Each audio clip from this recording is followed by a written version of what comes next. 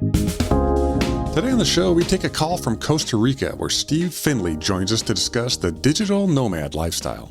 This is the Career Queue, the podcast focused on helping you navigate the signals in your career to keep you growing and moving forward in business and in life. Here's today's host, Stacy Harris. So, Steve, it's so great to have you on the Career Queue. Thank you so much for joining us. Thank you very much for having me. I appreciate you getting me on the show. So we're actually talking to you over Skype, and you're in a different part of the world. Why don't you share with our listeners where you are right now? That's right, Stacey. So I'm actually in Costa Rica at the moment on the northwest side of the country, facing out to the Pacific. And I'm at a place which is actually very beautiful. It's on the sort of side of like a hillside, maybe closer to a mountainside. So to my right-hand side, I can see down through, vegetation towards the ocean. And then directly in front of me, I've got a mountain. And then to the left of me, I've got another mountain. And the space we're staying in is it's quite beautiful. There's some nice hammocks here. There's a pool. There's like an outdoor area. And it's very relaxed and perhaps what you kind of stereotypically come to think Costa Rica might be like. Well, it sounds dreamlike, right? And we can actually hear the birds in the background. Yeah, there's a lot of bird watching here in Costa Rica. It's I bet. Quite well renowned as well. Yeah, we see all sorts of different birds here. And they sound kind of chatty. Do they? They can be very loud, especially if you're trying to get to sleep. I think that might be a good problem to have. Yes, definitely. So, Steve, why don't you share with listeners how you got to Costa Rica? And we're actually talking to you today because you're leading this incredibly adventurous and colorful digital nomad lifestyle, right? But so do you mind kind of sharing what your professional story has been so far that led you to the mountainside that you're in today? Of course. There's probably about three different versions, a long version, a longer version, and an even longer version. But I guess to summarise, I worked corporate and I worked in finance, in relationship management with Royal Bank of Scotland in the UK, which is where I'm from and where I grew up. I did that through most of my 20s in the 2008 crisis, the financial crisis, which was tough, and I think a lot of people just associate anyone in banking as being perhaps part of the problem. But for me, I was managing a portfolio of clients, and I had to have some very tough conversations and deal with some very difficult issues. Being that Royal Bank of Scotland was at the centre of that collapse, certainly in the UK anyway. So it was a tough time, and I came away from that and did some consulting with some of my property developers, which I really enjoyed. And then I had an opportunity to get my first taste of travel, which was to go to Australia. And a company there had just taken on Citibank as their largest client. And I got into a more marketing-based role where I looked after Citibank's branch marketing efforts in Australia, and I executed lots of different events with them. Some really fun stuff, actually. We got a Ferrari onto one of their branch forecourts. We built a 4-metre high bank vault in a city square in Brisbane, and we did some really cool stuff with them. So it was a good time. And I lived in Australia, in Sydney, for 4 years, and thoroughly enjoyed the country. And it was just really my first taste of travel. And I guess, like a lot of Brits, I picked the place furthest away from home that I could possibly do. So. And it's actually a good thing, because I think once you've done that sort of 22 hours of flying to get home, it puts the rest of the world in perspective. So a 2-hour flight is like catching a bus. Exactly. If you can survive that flight from the UK to Australia, you can travel anywhere for sure. I completely agree with you. So I did the life in Sydney for 4 years, and I really enjoyed that, because I felt like living there every weekend was a holiday, because you'd be on the beach when you'd sort of completely divorce yourself of work. And I felt like the Australians have a very good setup when it comes to work-life balance. So that was great. And it was actually on some travels that I did, a confusing story, but I went to Mexico for a friend's wedding, and I went via Los Angeles because that's the sort of flight path from Sydney. And during that trip, I actually met my now girlfriend in California. And we spent about a year doing the long distance relationship. She worked online as a chief marketing officer for a digital company. So she was able to combine travel with, and she hadn't up to this point, but she was able to combine travel with work. She came out to Australia and stayed with me, and then she would sort of work from my apartment during the day, and whilst I would be out at the office. And during that year, we got on very well, and things were going great. But we had this issue of long distance, especially between somewhere like Sydney and Southern California. It's a big distance to cover, and it's not like you could sort of do random weekends together or anything like that. So we hatched this plan off the back of, I'd read Tim Ferriss's book, The 4-Hour Work Week, that my brother had given to me years before. And I had my girlfriend Lou read that as well. And we sort of hatched this plan that we would try and do some travel and live remotely. So Lou already had work to go with that. And it was about me sort of setting up and figuring out how I could also obtain that lifestyle and work remotely and travel. And then in January last year, we started off originally just to do 3 months of travel and see how we got on. But very quickly it snowballed, and we loved the lifestyle, and we were getting to see the world and do some work too, and travel at a pace that we really enjoyed. So it's just sort of snowballed from there. And on my travels, I actually met the people that I now work for. And it's taken me a little while, but I've developed what I do and how I've found my niche online and what my sort of work is. And we've been on the road now for over 14 months, and we're actually booked up for another probably year of travel. So yeah, there's no sign of stopping anytime soon. It's going on the record that I'm officially jealous. We have never met in person, but I am officially jealous of you and Lou. I love that. And the fact that you guys, you had a broad plan, right? You had a vision, but you actually said, we won't know how it's going to work until we try. And absolutely. Yeah, and I even love the fact that you went into it with let's try it for 3 months, and if it doesn't work, we'll pivot and we'll try something else. But then it sounds like it's actually far exceeded your guys' expectations, especially now that you're going on month, as of the recording, month 14, to add on an additional 11 months beyond the original plan is a fantastic testament to the success of what you guys are doing, I think. That's awesome. Yeah, thank you very much. Yeah.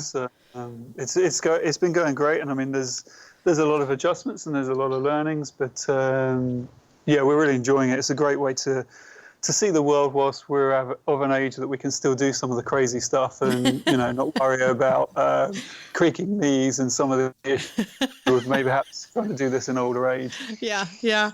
So Lou, is she still in marketing? She is, yeah. Okay. She does a lot of social media consultancy, and then she's a bit of an expert on Facebook ads as well. Okay.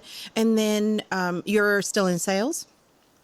Yes, yeah. So I ran into a company the first country we went to, which was the Philippines. I ran into a company in Davao, which is a city located towards the south of the Philippines. And it was a software company, and they do software development for financial and fintech companies.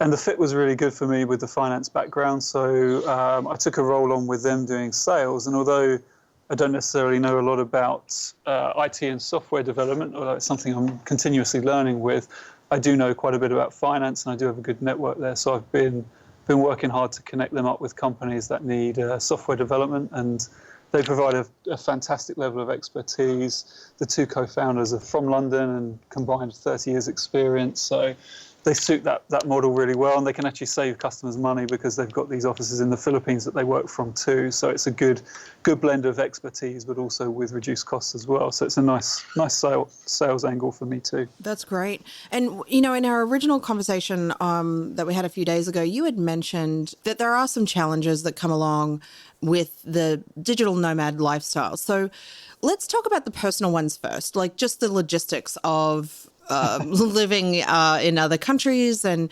obviously to achieve the success that you guys have had, you obviously, I'm assuming that you've run into some hurdles, let's just say, and then after we talk about the personal stuff, let's talk about some of the pros and cons from the professional side as well. So let's talk about the personal challenges of just life like on the road as a digital nomad. Yeah, absolutely. it's a very good question, a very good talking point. And I think for me, one of the things is if I was doing it alone, I'd probably struggle more with it. But having Lou on my side, she's very organised and very good with managing our travel schedule. So I have to give her a lot of credit and a lot of thanks for, I guess, lugging me around the world with her. Sometimes is probably what it feels like.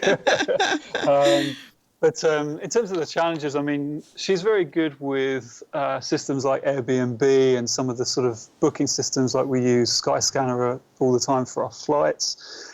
And there are certain nuances and challenges whereby we might fly via certain locations because it reduces our costs to fly, or we might go and live in certain countries because it reduces our costs to live. So if you think the ideal scenario, I really think, is to earn money in the developed world. So have a salary or a fee-based model coming from the developed country, and then try and spend it in the developing world. So if you can be living in Asia but earning money from the UK or the US, then you're going to live like a king in that type of area. So there's ways that you can do it. And I mean, certainly for me initially when we started on this journey, keeping costs down was a concern because I was still trying to find my way in the digital world. So we traveled up through Southeast Asia. I think the other thing in terms of the challenge as well is that for me and Lou, we went from a long distance relationship where Lou would come and stay in Sydney with me for sort of certain periods to being together all day, every day. So separating the work and the holiday aspects of our life is a challenge sometimes. And we have to sort of consciously switch off at certain periods. And then, just managing where we're going to next, the costs involved with that. And I think also probably more a challenge for perhaps women than it is for men, but cutting down on the amount of stuff that you take with you as well. So we each have one suit. I say it's a suitcase. It's almost like it sits halfway between a suitcase and a backpack. It's not a full backpack, but it's not a suitcase either. It has wheels on the bottom and a handle, but it's more like a holdall.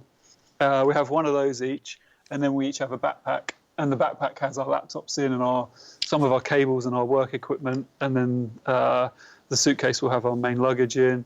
We each have two vacuum bags that we'll stuff our clothes into and sit on and squeeze and contort around to try and package our luggage down. And that's really how we get around the world. So it's almost like you're living a minimalist lifestyle, right? Like if it's not in those two bags, then you can't take it. Absolutely. It's very minimalist. I think it's been very good for us because clearing out all our stuff and leaving our apartments and cutting off leases and those types of things has been really good for us in the sense that, you have to do everything with less. And it's almost quite, I think for the mind, it's actually quite refreshing to clear out and have nothing because you realize you can do it this way. And there's all these things you had before that were just tying you down to a place that you didn't necessarily need. So that side of it's been really, really good for us. Steve, I think you're converting some people to think about becoming digital nomads. I love this. I love this. I'm a big advocate for it, so I can. That's great. So let's talk about the pros and cons on the professional side. Absolutely. So I think professionally, some employers will want you to be face-to-face with them to do a certain job. And don't get me wrong, there are certain professions that are very obvious that you couldn't do from a remote place. But for me, with the work that I've done, so working with these guys doing the sales for software development, and I've also done some consultancy work, helping Lou bring on some new clients and then doing some sales on the other side as well. I guess one of the biggest challenges is obviously around being remote and sort of it's having a level of trust from an employer that you're going to be working when, they don't know where you are or they don't know when you log in or when you log out.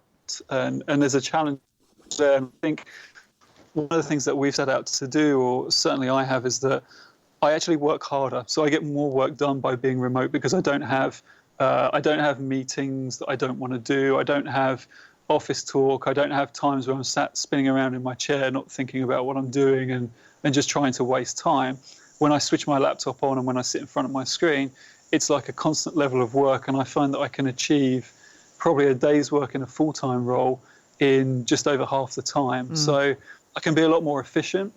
And for me, with my employers, if they're if they're willing to trust me in this lifestyle, then I'll be up in the middle of the night to do phone calls and do meetings and do Skype calls. And I'll also go above and beyond because I'm such a, I feel very fortunate that I'm able to lead this lifestyle. So I want to prove to them that it works. So I'll actually work harder for them and give them, everything that I have, because I want to show that it's a great way to live, and really sort of be an advocate for living this way. And so it sounds like the relationship management that you have with your clients or your employees is integral to the success of that ongoing relationship. Yes, it is. And I think one of the things with travel is that it sounds cliche to say, but it does broaden your horizons, and it does give you a much better ability to relate to people. So if I had a client in the UK who might be from the Philippines, I can talk to them about the political background there. I can talk to them about the country. I know the people. I think that having that relatability and that understanding with lots of different cultures is actually very valuable to the sales process as well. So there are certain advantages to this lifestyle that you can spin to your employers and to people that you work with, to show that actually it's a great way to live and make money. I love that. I love that.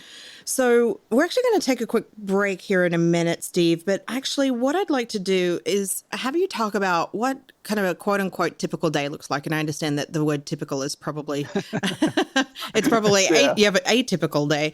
But what does it look like right now? Like, what is your time in Costa Rica? Like, what does a day look like? Yes, yeah, sure. So a day for us right now is we'll normally be up around 7 o'clock.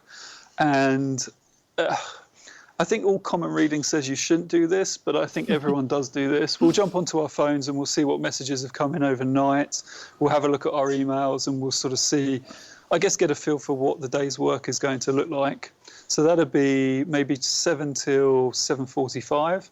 And then we'll come and have breakfast. So for us here, we've actually got a separate area we come to and have our breakfast, and we can sit, out in the sun and enjoy the weather for half hour or 45 minutes whilst we eat, and then we'll break back to do work. So we tend to try and choose a work environment that's conducive for us, and that could be, depending on where we are, that could be staying in like an Airbnb, it could be in a living room, it could be going to a co-working office, it could be going to a coffee shop. So in Vietnam, for example, there were fantastic coffee shops with great internet connections everywhere. So we embraced that, and we would go and find a coffee shop that we liked, and we'd sort of park up and work there for, say, normally about 4 hours, and do like a session that goes from around 9 till lunchtime, early afternoon, depending on our workload.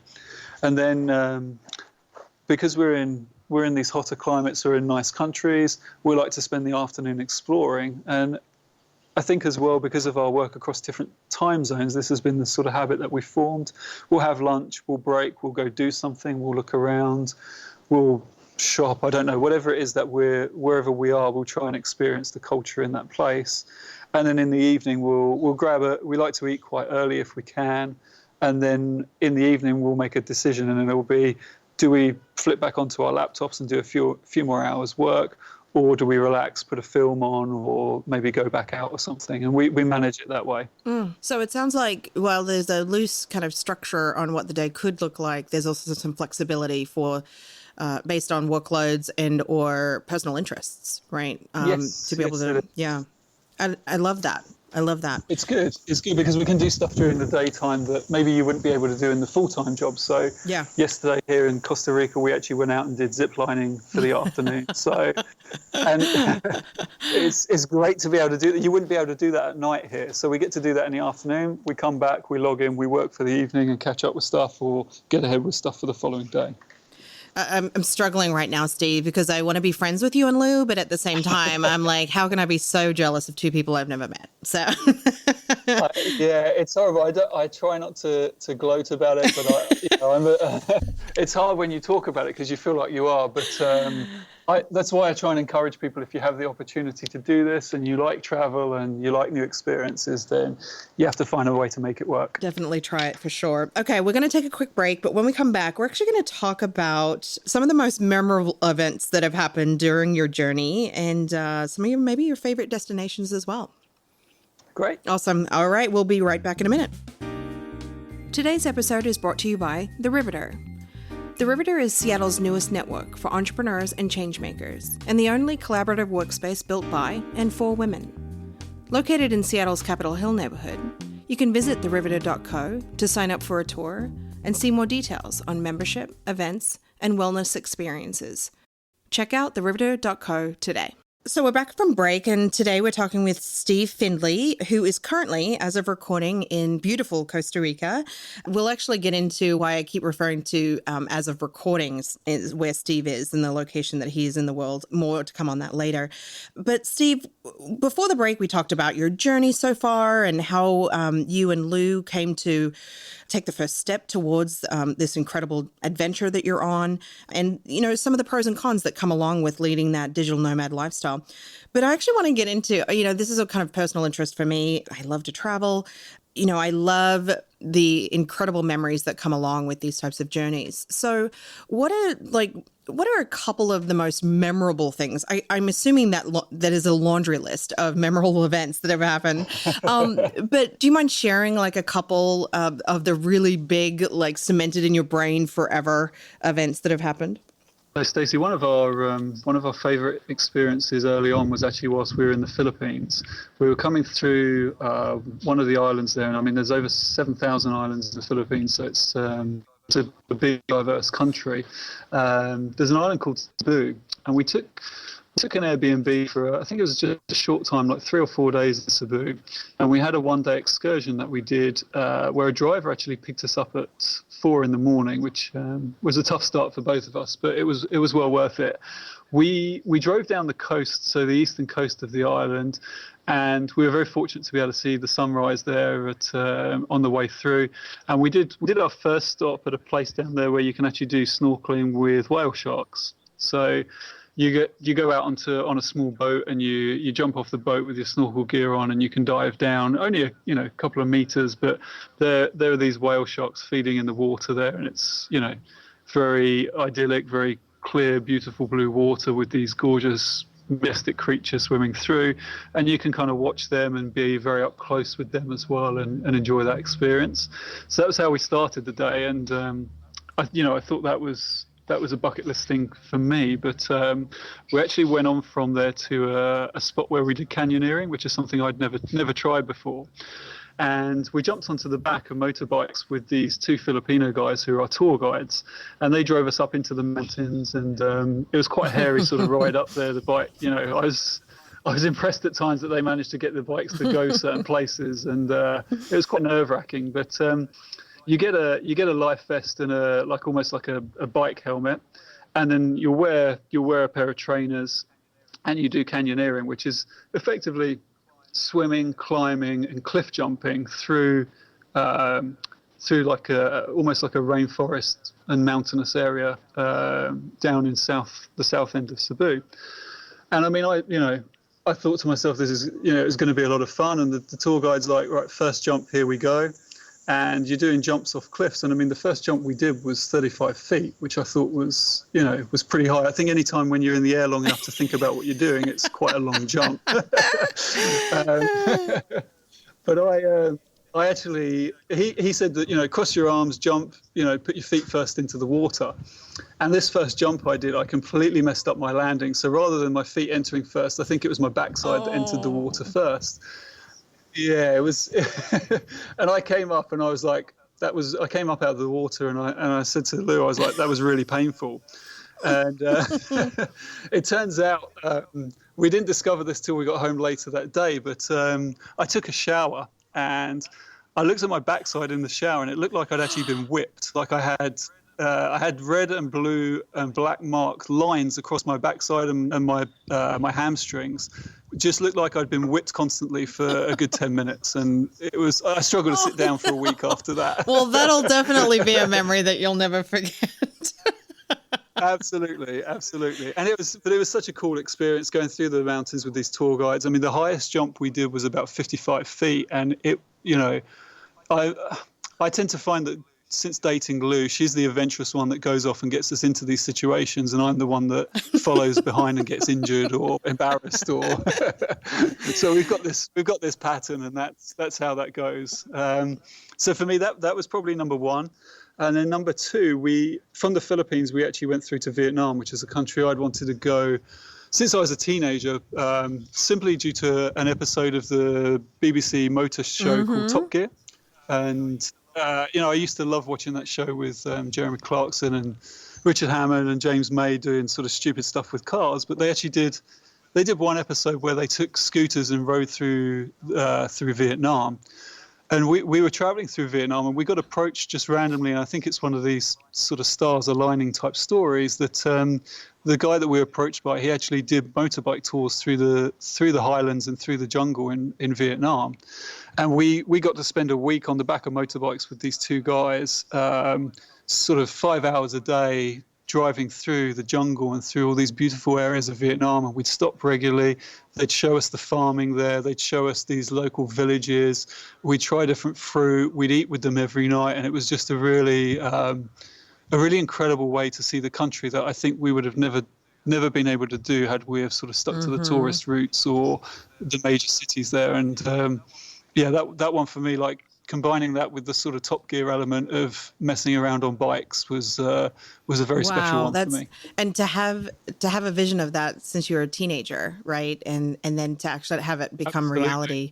Good for you guys. Like, you're actually getting out there and like you said, getting outside of the typical touristy thing, right? And not staying in the cities, but you're actually getting out in the culture. And in order to be able to do that, you typically do have to almost take a local approach, right? Become one of the locals and integrate yourself into that local culture.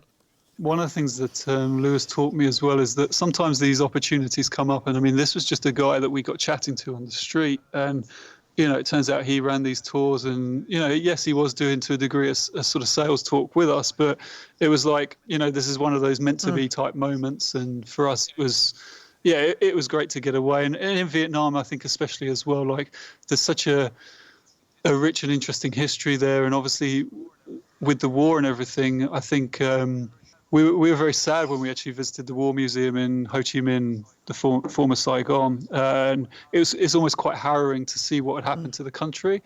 And I think getting away and seeing the actual countryside itself and meeting people and just really picking up on that side of life there was just such a valuable experience for us and gave us almost the sort of countermeasure to having seen so much atrocity at the museum and what happened during the war there. That's incredible. And obviously, I would assume that was probably something, an experience that you weren't expected when on your first day of your original 3 months, right? So you're actually picking up these experiences that may not have been expected as well.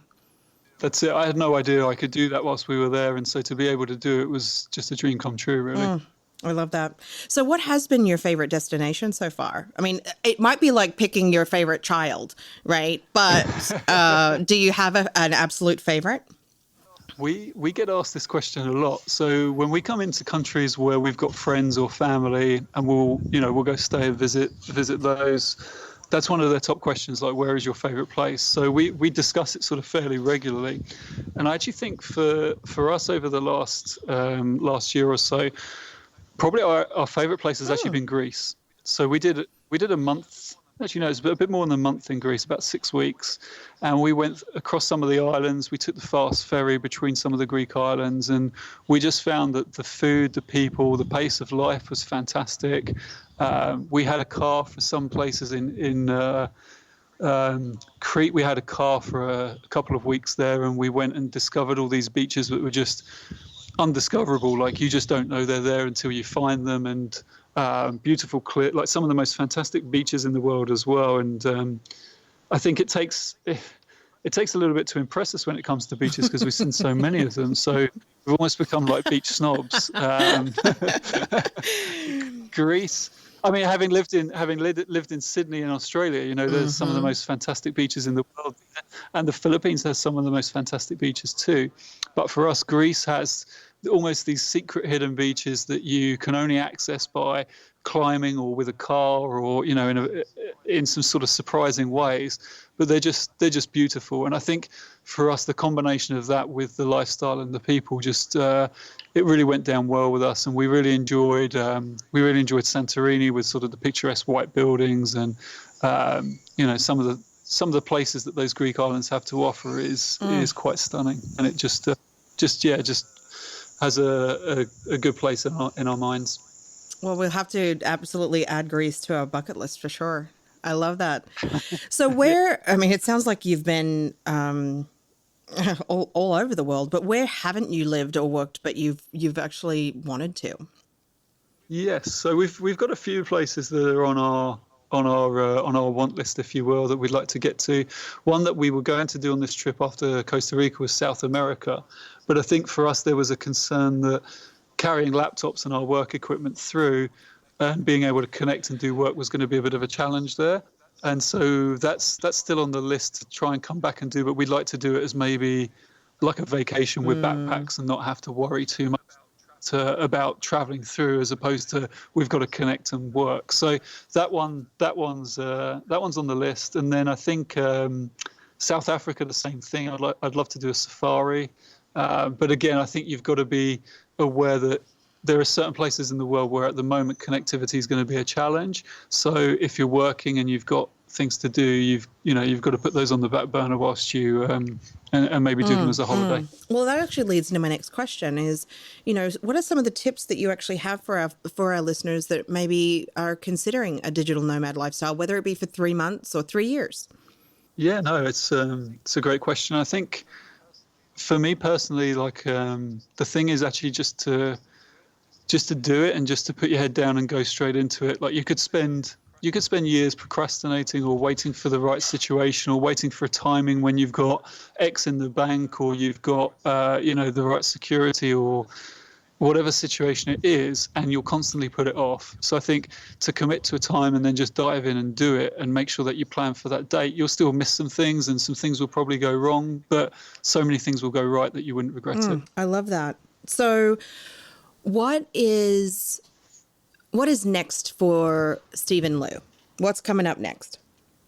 So yeah, travel plans as they stand. We've got another week or just under a week here in Costa Rica left. We've been here for just over a month now, and then we'll go up to Washington for a week and stay with some friends there who've invited us up. And the location actually works out pretty well because it's cheaper for us to fly from Washington to our next destination than it would be from Costa Rica. So we're going to head from Washington over to Europe and base ourselves in Barcelona for 3 months. Barcelona was a city that we visited only for a short time last year on our way through Spain. And again, it was one of those places that we just fell in love with, the food, the culture, a city that's on the beach side, which reminded me a little bit of Sydney as well. And just somewhere where, we could put our heads down and really enjoy ourselves for a few months. So that's our travel plans as they stand. Well, as of recording, I think there is some pretty nasty weather that's rolling through the northeast of the US right now. So it's going to be vastly different from what you're experiencing right now. So make sure you bundle up. Yes. We did Michigan, which is where Lou is from and where her family live. We did Michigan for a few weeks, so we can we've packed for the cold and the hot. As a tip to the hat for our producer, Dave, when someone is looking at the digital nomad lifestyle, you had spoken about, sometimes your travel decisions are actually based on connectivity. What's the criteria that you guys take into consideration when you're looking at that technology or connectivity piece and the destinations that you and Lou are considering? Yeah, no, that's a very good question. It's something that we've sort of learned and sculpted as we go. I think one of the things that we'll always do with an Airbnb or a hotel that we're going to is we'll check out reviews and see if anyone's commented on the Wi-Fi there. With Airbnb, it's very good because you can ask your host questions. So we'll often fire through to them a link to run a speed test on their internet connection, which a lot of people will do for us, no problems. And actually, it's a very good guide to see how good your Airbnb host is going to be and how much service they'll give you and just how things are going to go is if they reply to your messages promptly and if they're willing to do things like check out the Wi-Fi speed for you and provide that feedback. So we've become quite accustomed to doing that. We're also pretty good at scoping out cafes and co-working spots where we can get good connections as well. So we always have to have that in mind wherever we travel. then in terms of the equipment that we take with us, I mean, my equipment is my MacBook. I have some Bose noise cancelling headphones, which I couldn't live without because they change your experience when you fly in terms of the background noise, and they're good for doing these types of calls as well. And then I have an iPhone as well, but it's on a UK SIM card plan, and then Lou has she has a T-Mobile plan for the US, which is actually very good because it gives her data in all countries around the world. So I think if you're looking at mobile phone plans, I think T-Mobile in the US do a fantastic plan for people wishing to travel and work because you can get data abroad. And then the other one is actually we've been looking into, Google have just released recently one which is called Project Fi, which is almost aimed at people traveling and working remotely. So you get great connectivity through their system worldwide, and the payment plan is very, very simple and transparent too. So I think those would be my recommendations. I think you've got to be upfront about where you're going and have a good idea of what connectivity is going to be like, and you can plan your work and everything around that as well. And then just make sure that you have a sort of baseline of equipment with you that allows you to get the job done. So it sounds like you almost have a playbook from a technology piece that you go to whenever you're considering a new destination. Yeah, we do. That's great. Okay, so Steve, this has been a fantastic conversation, and Thank you. Course, I would like to meet you in DC and then just join you and Lou in Barcelona, if that's okay, for 3 months. Of course. I love that. Let's actually wrap up this conversation, but we'd actually love to be able to check back in with you and see where on earth are Steve and Lou, literally where on earth are they? But before we wrap up, I'd actually like to just run a few questions past you that we ask each of our guests, and then we want to share with our listeners how they can get in touch with you guys. So what was your first job, Steve, and what did you learn from that you still use today? My first job was actually a paper round. So for 7 days a week for 3 years, I'd get up at 6:30 a.m. and go and deliver papers around my local neighborhood. I think the thing that it taught me is that I'll only get up early if it's to play basketball or if it's for a work call. I love that. So what have you read, listened to, or watched recently that you'd recommend to our listeners?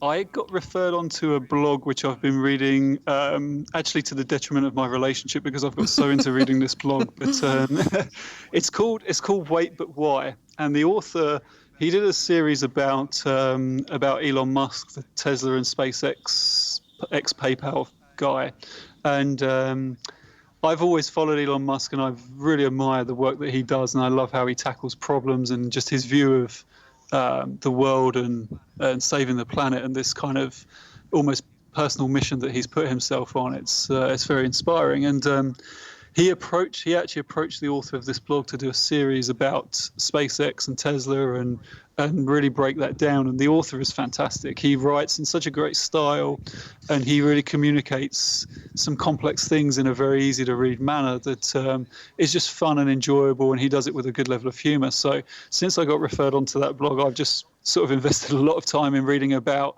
travel to Mars, electric cars, and all sorts of random topics. But I'd say for anyone who gets a chance, it's called Wait But Why, and it's you can Google that and find it very easily and have a look at the Elon Musk series. It was great. Fantastic. We'll actually have a link to that in the show notes, so our listeners can go straight there. Yeah. Perfect. So, Steve, you're sitting down with 90-year-old Steve. What do you think that he would say to you today? Yeah.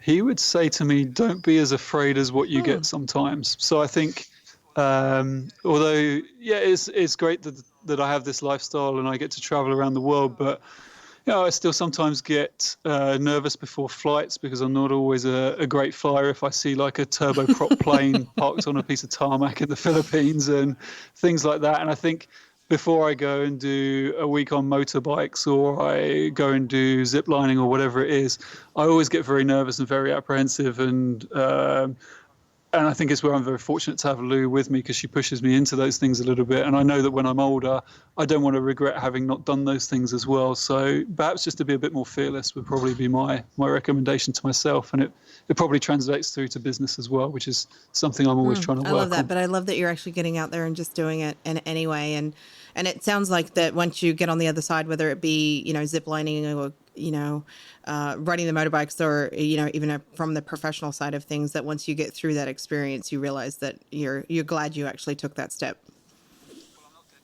Well, I'm not dead yet, right? That's a good way to look at it. Yes. So, Steve, I as I said, we're interested in keeping in touch with you guys and watching your journey. So, if someone has some questions about what it means to be a digital nomad, or just some tips and tricks that you might have, how can they get in touch with you? Yeah, of course. I do a lot of work for business on LinkedIn, so anyone's welcome to connect with me there and ask questions about sales, remote working, the lifestyle via that. I do have Twitter that I use a little bit as well. So whichever of those is easiest for people, I welcome any discussion, and I'm more than happy to lend a bit of advice or try and encourage people to have a stab at this lifestyle if it's something they're considering. Well, and I'm always if I'm looking to learn more or, step into a new adventure, whether it be professionally or personally, I always look to the folks that have done it before me. Right. And I think you're right. You're like, if I'm going to go to Greece or Barcelona or Costa Rica, I got to say, I'm probably going to be reaching out to you, Steve, because you've got the inside scoop on what to do and how to be able to navigate that, because, to rely on the resources around you and the network that you have around the world is just an incredible tool in of itself, right? So we don't want to scare you, but we might actually be stalking you. But I'm so grateful that you allowed us the opportunity to chat with you before you bip off to the next great adventure, and we're definitely interested to continue to watch your journey. So we will have show notes of our conversation with Steve today and on thecareerq.com, as well as all the ways that you can get in touch with him. And Steve, please let us know. We'd love to actually see some of the photos. I know that you've got them on the blog and stuff like that, but as you go into this next part of your journey, especially through Barcelona, we'd love to be able to stay in touch. Of course, Stacey. No, I appreciate it. It's been great to put a bit of time aside and kind of sit and chat about this lifestyle and take stock of everything. So I've really enjoyed the conversation. Great. Well, go ahead and enjoy the rest of your stay in Costa Rica. And for our folks, forward this to someone that you think might be interested in the digital nomad lifestyle, because I think Steve's going to have some converts out there that will be maybe ditching the corporate lifestyle and booking their plane tickets too sweet. So, Steve, thanks again. Enjoy the rest of your time in Costa Rica. Good luck on the rest of your journeys, and we'll hopefully talk to you soon. Thank you, Stacey. Appreciate it. Thanks very much. All right. Check us out on thecareerq.com. Thanks, guys. Thanks for listening to today's episode. Be sure to head on over to thecareerq.com, where you can get more information, show notes, and related articles to today's topic. Also, if you like what you're hearing, head on over to iTunes, subscribe to the podcast, and make sure you leave us a rating and review. We'd love to hear your feedback. Thanks again.